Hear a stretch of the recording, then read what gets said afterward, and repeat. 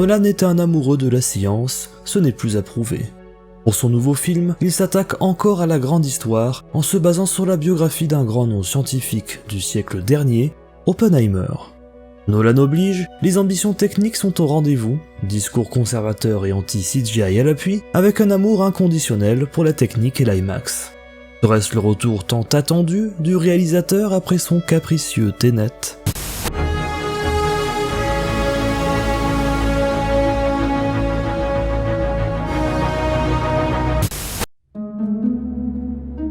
Il y a de l'ambition dans Oppenheimer, des ambitions même. Celle de raconter l'histoire avec un grand H, celle de raconter l'histoire d'un homme avec un grand H, mais aussi celle de réaliser un film avec un grand F. Une vaste entreprise dont Nolan et son équipe, CGI compris, ont réussi à s'accommoder non sans quelques ratés. Car derrière cette grandiloquence visible à l'écran, appuyée par le marketing et l'attitude même du réalisateur, se cache un film certes au-dessus de la moyenne habituelle, mais loin d'être le classique instantané que l'on nous vend. Mais avant d'aborder le sujet, attardons-nous sur la dimension artistique de l'ensemble. Et sur ce point, il faut reconnaître que c'est un quasi sans faute. Photographie impeccable, décors soignés, bande originale grandiose et acteurs habités, l'œuvre transpire du savoir-faire de ses techniciens et artistes. La somme de ses talents, orchestrée par Nolan, offre des séquences spectaculaires à la mise en scène inspirée.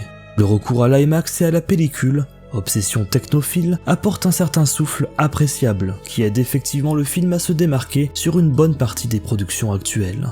Rien de transcendant, mais c'est tout de même un petit plus non négligeable.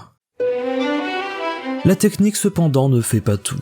Outre un rythme globalement maîtrisé, bien qu'un peu faiblard sur la fin, Oppenheimer souffre d'une écriture perfectible, problème inhérent aux œuvres de Nolan. Si le scénario suit de très près la biographie dont il s'inspire, le film prend sur lui de romantiser la science et l'intellect scientifique.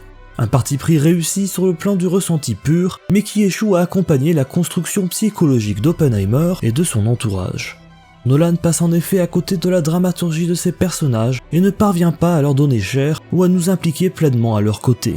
S'en dégage un sentiment de détachement, nous plaçant alors en simple spectateur d'une fresque historique avec l'impression de n'assister qu'à un exposé plutôt qu'à ce qui aurait pu être une grande aventure humaine.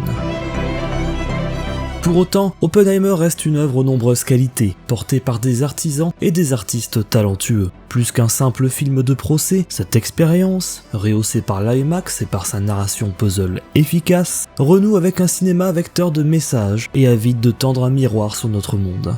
On regrettera finalement ce point de vue détaché qui, malheureusement, plombe un récit qui aurait pu être une critique flamboyante du manichéisme et des contradictions du pouvoir américain.